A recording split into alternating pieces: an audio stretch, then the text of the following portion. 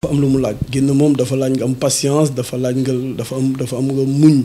parce que tey boo xësee ba génn sa kër da ngay tumuranke man je me rappelle ay Baye Omar Niass ay Fallou ay Tafa Nguer ñun ESO amoon nañ benn base boo xamante ne sur les 18 jours bu leen convoqué 10 yi dun ay waa Wakaam te 10 yi dañ leen doon jox passe ay 300 au début man maa ngi fàttali ko Wakaam jot na ma fa sax passe 150 mais dañ doon galérer dañ doon daw dañuy jóge Yoff ñoom ñu jóge Parcelles ñu jóge Cambérène ñu daw ba comment dirais-je côté Sacré-Cœur bi si Saint-Lazare bi noonu am na ñun fu ñu doon duggee ancien si piste bi noonu pour fëlli ji Wakaam des fois 50 francs la ñuy paas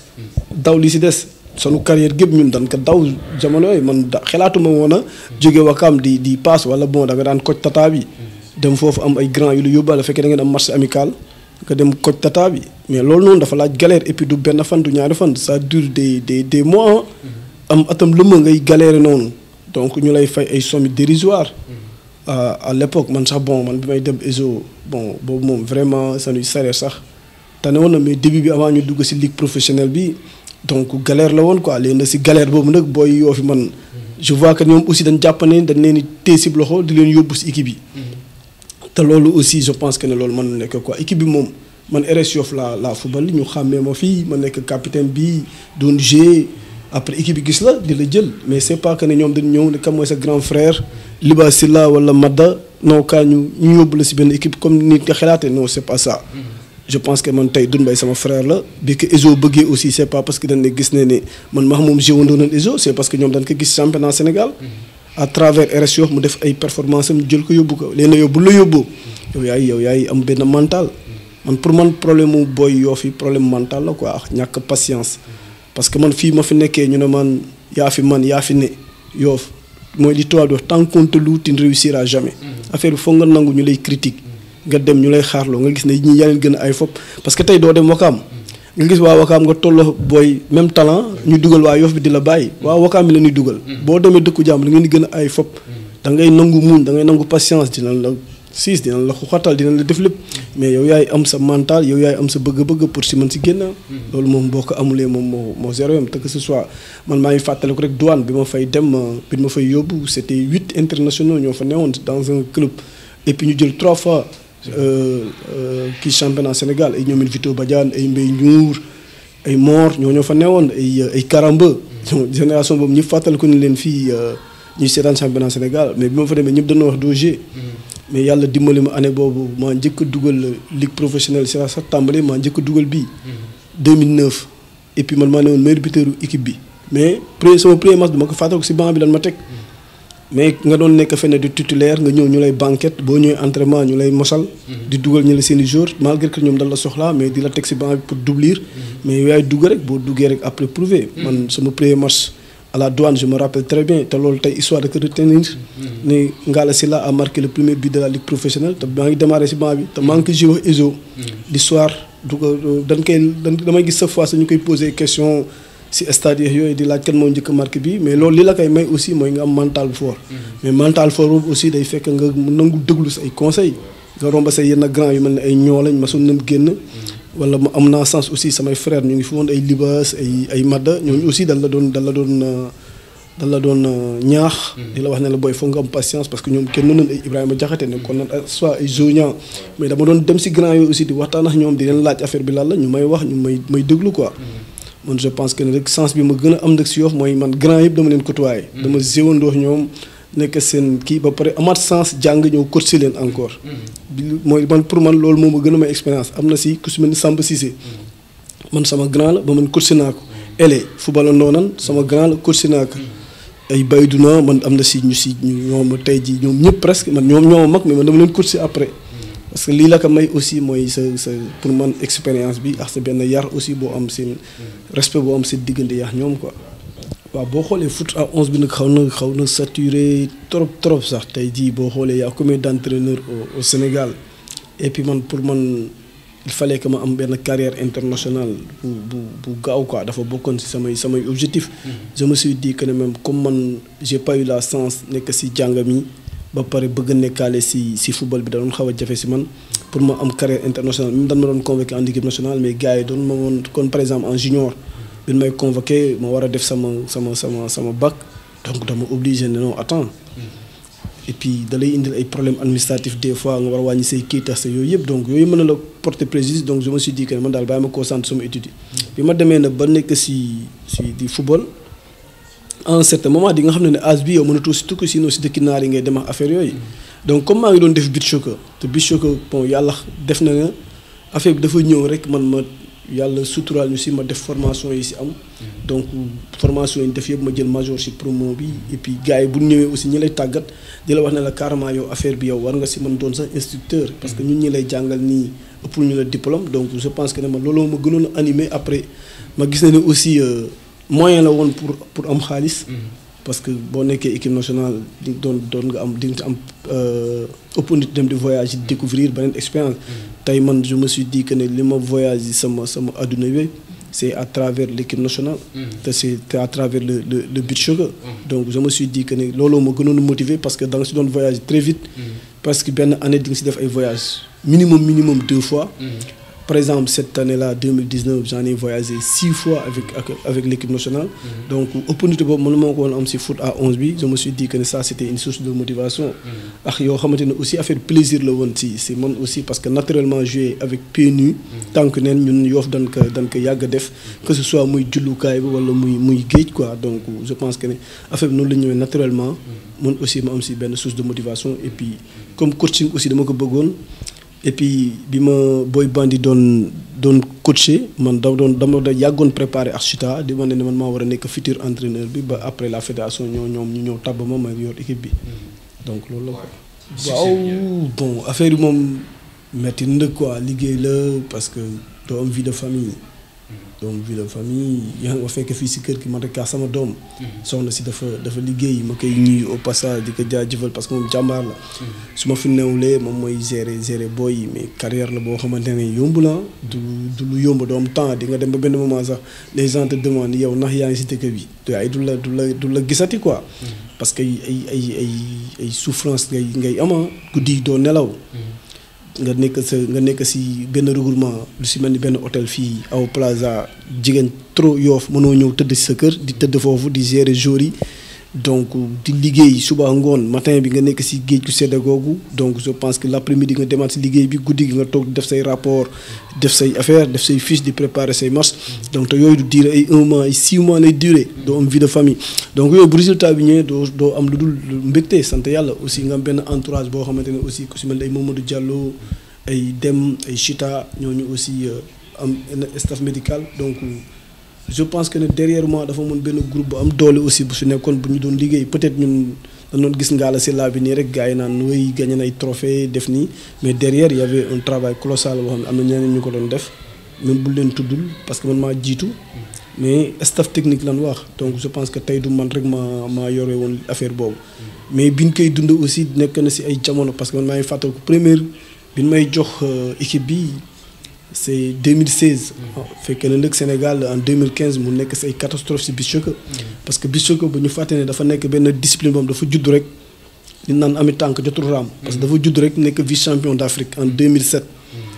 ñu dem coupe du monde nekk quart de finaliste ñëw 2008 defe naa si 2008 boobu sax le Sénégal yi gën a xam beach soccer bi ñuy gagné France en coupe du monde en France là après ñu toog premier tour affaire bi amoon coow. Son excellence Abdoulaye Wade maa ngi fàttali ko jour boobu mu ñuy aussi biir vestiaire yi di ñu féliciter di ñu encourager affaire yooyu quoi. ba d'ailleurs sax en 2011 amoon na benn audience bu mu ñu fi joxoon ñu fi ay prime ku nekk je pense 3 millions mayoon ko joueur et staff bi yëpp. donc ñuy tamit di ko jaajëfal au passage. parce que vraiment moom jàppoon na si discipline bi. donc di wax ne aussi discipline boobu ñun biñ koy def aussi. bi ñuy ñëw di jël trophée yi bu si ñëw rek day ute. boo xoolee man bi may jouer bi ñu koy njëkk a jël donc je pense que ne boobu c'est en 2008 mais c'était extraordinaire 2007 on était vice-champion. mais bi may coacher ak bi ngay jouer bokkul ba tey. parce que booy coacher boobu moom sa waay vraiment guddi yi doon la parce que responsabilité yi du doon benn quoi. donc je pense que man 2016 laa njëkk lan ma jox équipe bi ba pare mu tomboon ak ay challenge. mooy équipe bi dafa pertoon son titre. de continental dañu dem Madagascar dóor ñu en 2015. ñu jox ma équipe bi en 2016. donc 2016 moom éliminatoire. équipe bi mosul jouer préliminaire. da daan ñëw rek dem directement. léegi nag ñu ne ma équipe yow yaa ko yor te da ngay dem préliminaire au Cap-Vert man sama premier match. en tant que coach maa ngi ko dundee Cap-Vert. jour boobu je me rappelle ñu ngi gagné Cap-Vert 5-2. Karim yàlla na ko yàlla yërëm maa ngi fàttaliku match boobu bi ñu mënee 5 après bi ñu mënee 5-1 moom dugg na quoi dama ko dugal.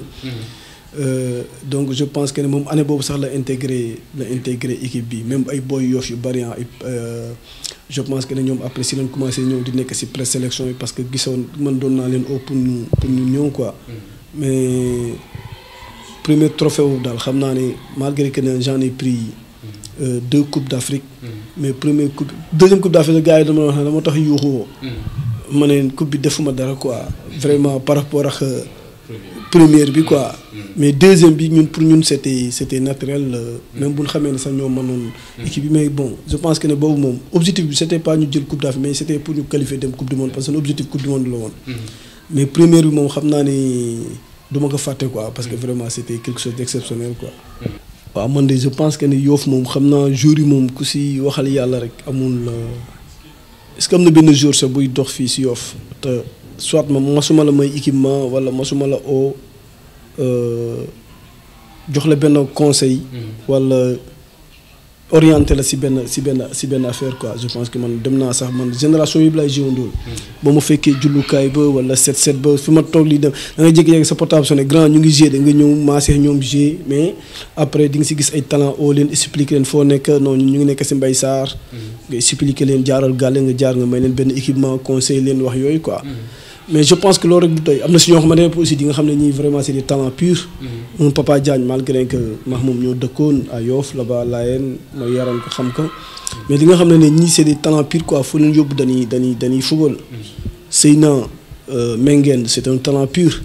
mais après talent rek du doy quoi talent moom la ñuy wax talent du doy Seyna tey jii man je pense que ne li ma defal Papa Diagne si jàppale ko pour mu intégrer en équipe nationale Seyna bu defoon. un quart bi rek heure bi wax ma la dañ koy tudd si laneen quoi. man j'avais des projets si moom dama ko doon wax Paco. di si waxtaan ak moom di sonn si moom Renaissance yóbbu naa ko fu mu dem fu ba Renaissance de Dakar. donc je pense que booy Yoff ñoom la majorité des jours tey dama am ak ñoom ay relations yu nice ñoom duñ ma sax course grand la lay wax wala ñu jaar sa tur Jean parce que ñoom ñëpp laa miinanteel. booy damay toog ak ñoom kaf jiwandoo ñoom jullukaay ba mais seen problème particulier mooy booy des fois man xaw ma la laa ko mën a tuddee quoi damay dégg sax ñu naan Yoff est-ce que amul lu ñu fi def. ma ne mais Yoff defuñu fi dara. Mout Fall tey macha allah mu ngi sant yàlla. Doudou Mbaye mu ngi sant yàlla Seyna Issa Roolay Thiaw mu ngi sant yàlla. donc je pense que c'est pas un problème mais c'est un problème encore une fois mental. jour bi mooy am un objectif xam lu mu bëgg dem yoonam. Vince da leen doon wax chaque jour ne mënuma combat ngeen ne amoo leen jot. nii bu leen waxee ni Jean mais Yoff ñëpp xam nañ ne Jean amul jot. Jean day jàngi ji matin soir te pourtant day jouer Ligue 1. maa ngi fàttaliku Tafa Dieye bi un certain stoppeur war a tongo daan na jouer Ngaparou ay à l'époque. mas na dajeex man ma jaar si xurwa nii di taw nga di xel. mu gisaat ma le lendemain ma nekk si jullukaay bi di jàngale le soir mu demaat entraînement gisaat ma fa may jàngale guddi gi day daan dajeex man fii si côté xurwa yi quoi. mais comme man may entraîné man fu ma jekkoo rek daw. dugg si dëkk bi daw jaar nii fële géej daw. mu dem si Vincent quoi nekk non mais grand bi day nekk fi matin soir mais guddi gi day daw rek. nekk kii day moo war a capitaine ngoon samedi. ñun ñoo leen defal levée de rideau espoir mais ñoom ñooy si deuxième heure te mooy takk brassard bi. day jàngale fii ba pare bu guddee mu dem entraîner. kon la moo tax yéen ngeen ne amoo leen jot. après Tafa bi mu ñëw si man ne ma non mais grand sérieusement yow da ngay jouer ma ne ko damay jouer Ligue 1 kay. ma ne mais xanaa ma ne ko non comme yàlla dimbali ma am naa benn intelligence tactique. jàng naa coaching. coach bi dana man suba 4-4-2 la liggéey yaa jël couloir droit bi man dinaa xam la laa war a def. après am na yoo xam dañ koy discuter le reste nag c'est de l'entraînement. yow yaa koy gérer sa bon peut-être ñëpp amuñu loolu mais au moins booy bu gënee fonk tey entraînement yi. gën a joxe comment dirais-je la récupération ñu favoriser ko. parce que man booy Yoff pour man amuñu problème entraînement parce que foo leen fekk ñoo ngi football. même bu fekkee ne tey sa terrain amu fi mais seen problème récupération la man pour man ils ont un problème de récupération. man tey jii nii bi ma xëyee ba léegi nii est-ce que génne naa kër gi te pourtant man je ne suis pas un joueur damay xëy jàngale ji mais ñun sunu booy problème récupération lan am donc booy Yoff daal si gàttal. man pour man problème boobu naan j'ai nag des relations particulières ak kenn ku si ne di nga leen jéem a coacher di nga leen jéem a jàppale fii leen mën jàppale di nga leen mais ndimbal na sa fekk loxol borom. ndimbal moom na sa fekk loxol borom manuma la tey ji yóbbu si benn équipe Ligue 1. Pape Thiandoum joué noonu par exemple ISO. Ousmane Kane joué noonu ISO te pourtant ñoom mage naa leen ay 4 ans 5 ans. donc mais boo ñëwee di nga leen jàppale waxtaan ak ñoom coacher leen def leen nii. Ousmane c'était un très grand gardien bi muy góolu. Pape Thiandoum un excellent joueur. mais des fois da nga naan fan la problème bi di nekk si booy quoi ba après le reste. man pour man Yoff fii dañuy joueurs yi dañ leen di tàgg chaque fois. du la critiquer quoi. man Amar Ndiaye c'est mon meilleur ami en sport. fu ma footballé si adduna bi moom ay gens ça va félicitation mais booy tey defoo fi dara. 4 centres nga centre xaw ma lii beneen bi nga il faut que mu jox lay critique te critique yooyu dafa baax. hélas da nga koy romb mu ne la kaay. expliquer la def lay critique. mais fii Yoff booy boo fi critiquer ñaar yoon doo ko gisaat. loolu mooy sunu problème. non en fait ñoom mënuma leen sélectionner tant que jéewuñu championnat bi. au début amoon nga sens où par exemple Papa Diagne n'a pas joué le championnat Sénégal parce que boobu noonu championnat amul woon. Dounbaye n'a pas joué le championnat parce que moom Dounbaye 2013 moom joué noonu. parce que boobu championnat amul woon da nga doon joué tournoi. Papa Diagne dafa joué si tournoi yi ñëw toj ko jël meilleur joueur Chita sélectionné ko Papa Diagne man njëkkuma ko sélectionné Chita moo ko njëkk a sélectionné dafa bokkoon si base de données équipe nationale Sénégal boo ñëwee fédération dafa am benn base de données. joueurs yi joué tournoi yëpp dañ leen di xam. jël seen tur jël seen numéro téléphone yëpp. après ku ñu si soxlaa rek dañ lay oo. Mame Seydi ak Sougou par exemple mën naa wax ne ñooñu dama toog rek ñu manqué ay joueurs yi dem jouer ji ay match championnat. entraînement bi bu la yow en tant que coach bu la neexee nga complété ko loolu nag bu la neexee yow nga invité un jour loolu mooy invité un jour tu ne l'as pas sélectionné da nga koy invité. Mame Seydi dama ko invité woon benn dañ manqué woon sunu góor dafa feebar ñu ne ma mais coach préparateur gardien bi mais coach suba 2 gardiens doyant est-ce que doo ñu indi woon benn boy Yoff fii wala affaire yooyu. ma ne ko non y a aucun souci. mën naa indi benn góol si laa indee Mame Seydi. sama bizarrement man sax Tintin laa woo nekk mais Tintin ban góol moo nekk foofu waaye boo xam ne war nañu ñëw jàppal ñu entraînement bi Tintin ne ma Mame Seydi. mu ngi nii sax toog li yàlla def naturellement ñu woo Mame Seydi. Mame Seydi ñëw góolu gars yi ne mais ki lañ doon wër. mais booy dafa mën góolu commencé di ko tàgg foofu donc par la suite booy bi ñëw intégré mais booy bi dafa ñëw intégré mais par la suite aussi. xaw ma ragal la dañ ko mën tuddee xaw ma yaayam sax ba mu ñëw na këram bu wax du doyal ma ne ko kii xam nga ndimbal li mooy lan le fait que rek mu ñëw équipe nationale. sama ndimbal foofu la yem. après le reste ne moom moo koy prouver boppam. parce que ñoom bu dëkkee Yoff dafa beneen bët bu leen a xoolee. te moom ni mu ñëwee dañ ko invité woon. kële dafa demoon match xam nga dafa gaañu woon daal benn gardien bu dëkk golf dafa gaañu woon sax si baaraam. Mame Seydi ñëw nekk Mame Seydi nag diiree na fa nag presque ay 2 mois moom nekk ak groupe bi di entraîner xamante joueurs yi ba tey sax bu nee sélection day ñëw foofu. donc moom noonu lañ ko sélectionné Karim man dama ko superviser. ba pare jëloo ko mu joué championnat si équipe boo xamante ne Chita moo ko moomoon. donc par la suite moom Chita moo ko njëkkoon a sélectionné après par la suite moom mu ñëw intégré. mais joueurs yoo fi daal ku si am talent. joué championnat bi. championnat pour nga joué ko nag il faut que nga intégré benn club Yoff am na benn club bu ne dañ daal joué ça fait 2 ans championnat bi 3 ans la am 2 ans yi ñu ngi joué sur turu Chita. mais championnat bi ñu ngi ko sunu tur leen ko joué Yoff léegi am na Keith Medoune mooy président bi Pape Samba mooy coach bi yaa ñaa Toubey moom aussi si coach yi la. donc ay David Seck ñoom ñëpp ñu ngi si kii bi ah. et El Hadj Samba moo nekk ak secrétaire administratif bi man mi membre laa si. simple parce que comme maay coach équipe nationale il faut que je joue le rôle de neutre mais je suis un membre. du bureau. donc noonu li ma leen mën a sélectionner moom mooy ñoom ñu ñëw intégrer l'équipe de Yoff wala ñu dem club bu leen neex. mais bu ñu performant waaye dañ leen di jël un jour moom performant les critères de sélection c'est d'être performant et te du bañ a am blessure. waaw bon kon mooy li may wax xam nga man dama jouer ak équipe nationale. nekk jour du jeu doon jouer benn tournoi. lii yàlla def na avec pour man c'est naturel parce que man boo xëyee man temps yi maa ngi dëkk APEX sama kër grand frère Madda. boo yeewoo jógee APEX yi boo waree daw yi dans le sens yow fooy jaar naturellement yoonu Cambérène. man ma yeewu dimanche ne non je prends le sens contraire. xaw ma la moo nekk sama bopp un dimanche je me lève je dis mais pourquoi nit ñi di daw di jël Yoff nii rek. di dem Cambérène. mais c'est normal parce que da nga naan fii nit ñi ñoo tax obstacle yi léegi ni li ngay dawee parce que moo gën libre man ma def sens contraire naturellement ma daw dem biir Yoff daw ba Tóngoor ñëw rek ñëw terrain ni naat tombé un match bi choqué di daw fekk man la veille maa ngi nekk si match yi di seetaan ay Brésil di seetaan mu ñëw taxaw ni léegi Sénégal dañuy jeu bi choc rek paa bi tourné chita mais booy da nga xam lii ma nekk wufi dem rek maa ngi koy seetaan mais ñii règle commencé nag di expliquer règlement bi rek jàmbay na ma kan dugal la jàmbay comme moom ma yoroon kane espoir mu ne mu dugal ma duggal di yëkkati bal bi di rectifier rek ñu ne ma arrêté jox ñu sa passeport ma ne non man footballu ma de man damay jàngi quoi paa bi arrêté match bi ne nan dem seen kër man ko man père dama doon daw yi affaire yooyu fekk ay ñoomin Njaay moom ñeneen ñu ngi joué man ma dem nag daw yi paa bi nag jël otaam ñëw fekk ma ñëw sama kër fekk mu toog mu ne non booy ñun dan la soxlaa Sénégal nii ma ne ko père man lu ne dégg naa ko si football pour man ay agent joueurs yi di naxaate nii quoi dañuy dem Suisse wax ma ne ko père damay jàngi damay def bac alors je ferai le bac quoi mu wax après dama toog benn jour rek la fédération oo ma téléphone quoi si Omar Sylla nii ñun bon dañ la bëggoon rencontrer fan nga nekk nii mais man maa ngi nekk kii di jàng maa ngi INSEPS peut-être dinaa wàcc tey 14h su ma wàccee mën naa jaar fédération ma jaar fédération après ñëw ma daje fa Chita ak la fédération seen membre yi ñu waxtaan ak man man de damay jàng de te man moom jàng bi mooy priorité moom kenn du ma ngalab si ay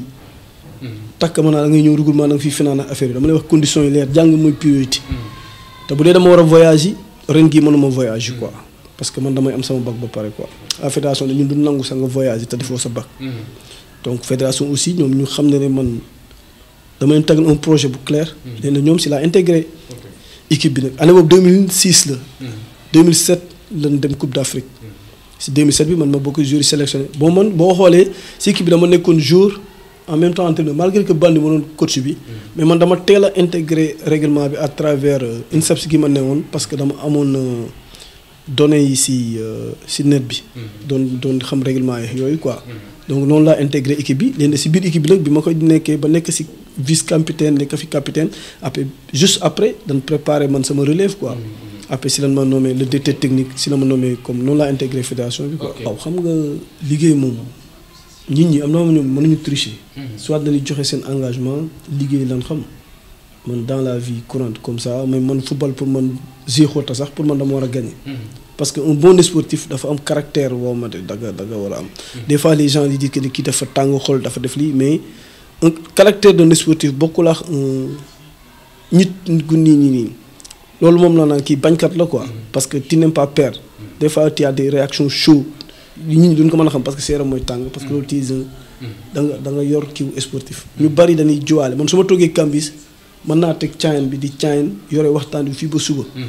mais dans le terrain comme ça wala ay jigéen sax surtout les femmes là dañ may juger toujours ça su ñëwee école ba gis ma may waxtaan ak ñoom danaa ñun de baal ñu wax ñun dañ la doon di juger yow ku tàng xool nga ku def lii mais loolu ñoom duñ ko mën a xam parce que man dama jàng sport xam naa li tax parce que caractère d'un joueur kon Ouzin Laye tout le monde dit que Ouzin Laye dafa réew à Yoff il n'est pas impoli mais c'est son caractère sportif qui le fait comme ça loolu il faut moom Papa Diagne il n'est pas impoli pour man il est le joueur le plus correct sax ci Yoff dafa yaru du sax wax mais boo ko gisee terrain dafa tàng xol parce que un gagneur moo mel noonu dafa am football kat sport ak gagneur un gagneur mooy koo xamante ne tey buñ ko gagné dafa am lu mu koy am na bu leen gagné ñu gagné seen yoon newu si par exemple je prends l'exemple dama ko yàpp quoi sama boy Balde dama koy ji au passage moom ñu gagné kaax ñu bañ ko gagné benn la si moom loolu Papa Diop rak ko Amar Ndiaye gagné kaax bañ ko gagné benn la si moom ñooñu dunday gagneur man naan football ni am talent yëpp mais dunday gagneur dafa am donc si loolu nag man si Espoir Yoff bi ma ñëwee man ak caractère gi ma am man ñoom ñoo ma jël si ne ma kaan def le directeur technique ma mbaar moo ñëw fekk ma sama kër sollicité ma pour ma nekk directeur moo ma ñëw sax fekk ma si jullukaay bi may jàngale ba expliqué ma nekk li ma ko njëkk a wax ma nekk vous avez fait les charrues avant les bœufs comment vous pouvez nommer des coachs ba pare dellu ginnaaw bëgg ma nommer un directeur technique donc je pense que ne man li ma jàng man pour man un directeur technique doit nommer ses coachs quoi donc comme yow yaay le président commission mu ne ma non mais ñëwal nga defal ñu un projet si tu rectifies bi ma ñëwee aussi man dama ñëw dans les choses naturelles xaw ma Baye Zal xaw ma Vincent man dama leen laaj donnez-moi vos diplômes. bi ma xoolee man j'ai respecté man jamono yooyu bi ma fi nekk Baye Zal moo ëppoon diplôme Vince mais par la suite je vois que Vince il a beaucoup progressé sur maa ngi koy nuyu au passage muy sama grand. mais man bi ma ñëwee dama def Vince adjoint fekk ñoom ñu ngi def man Vince kii mais man bi ma waxtaanee ñoom amuñu si benn problème les entraîneurs parce que ñoom amuñu woon problème kan moo jiite kan moo jiitewul. si biir saison bi sax je pense que ne Vince dem na si defi ji une formation si année boobu si je me rappelle. moom Mbaye Sarr ñu nga fa woon ay 4 mais bi ma ñëwee man après j'ai fait l'organigramme joxe poste yi. mais je me suis dit que ne man Yoff dañ yàgg aussi di def les charrues avant les bœufs même les entraîneurs amuñu je ne dis pas poigne. mais des fois dañuy bëgg dëkk bi di turu ba loraale ñoom seen bopp. te des fois loolu noonu day yàq sunu sport man moom laay wax chaque jour. même ren dans le principe je ne suis pas d'accord j'ai écouté la réaction de Vince il est dans ses principes mais man du ma demee idée boobu. ça veut dire que ne man tey defaguñu dara ñu ñëw ne ma kaay yor équipe bi. rien n'est encore officiel kaay téewoon ça veut dire man je pars sur des principes clairs. ñoom bi ñu ñëwee waxaa man damay ne mooy attention les coachs là il faut les payer. on ne peut pas payer les coachs lan ma njëkk a wax. mais vous donnez une rémunération. ba si aale mi yor la petite catégorie je pense que vous devez lui donner 25 000 francs par mois. même si c'est une somme dérisoire mais ñu tuddee que lavage. c'est pas des indemnités. mais au moins na si foot blouson bi mu yor jënd si omo. mais le président était d'accord mu signé ak man. muy Abdou Nar ñu signé. Ndiambe était là-bas comme vice-président. ay Mbaye ñaangaa ngi woon si bureau bi ay Mame Niang je me rappelle ñoom ñëpp ñu signé contrat bi ñu signé le contrat ñoom wax da leen di jox chaque mois. joxuñu leen. ñu dawal mais non yéen stop. suba kenn du entraîné man maa njëkk a créé l'équipe ne s'entraîne pas parce que gisuma matériel gisuma dara. ma arrêté loo entraînement yi wax ak joueurs yi wax ak gars yi ne leen arrêté leen entraînement yi ñii fi ñu jëm ak ñoom du sotti. ku ne la dalay fay jëndul la matériel jëndul la coppite jëndul dara. après ñu bind ci réseaux sociaux yi ne RS Yoff dañ grève entraîné tout manque de matériel. le lendemain Biram moo oote téléphone ne nan ñëw terrain. indi na matériel. man je ne rentre pas dans les détails politiques je considère que Biram c'est un gars qui était là un président de la RS Yoff qui continue de faire beaucoup de mu ñëw recevoir ñu waxtaan ak ñoom man après dama dem sax après sortir du cadre directeur technique après du jeu rôle dirigeant après dama bàyyi sax après rôle directeur technique après dem vers les moyens parce que ñoom après bi la expliqué Abdou Nar bi kii réagiré Biram ñoom le surlendemain moom la ma fekk si jullukaay bi à 7 heures du matin il m'a donné l'argent complet ma ne ko non du ma laal xaalis je suis désolé. mu ne ma léegi nu ñuy def ma ne ko ol Mambar. mu oo Mambar parce que j'étais seul bi mu jëlee Mambar ñu ñëw Mambar ñu fekk que bureau mu jox ñu xaalis bi dem jëndi matériel bi. bi ñu jëndee matériel bi nag c'est l'équipe bi commencé waat entraîner mais par la suite après indemnisation amul.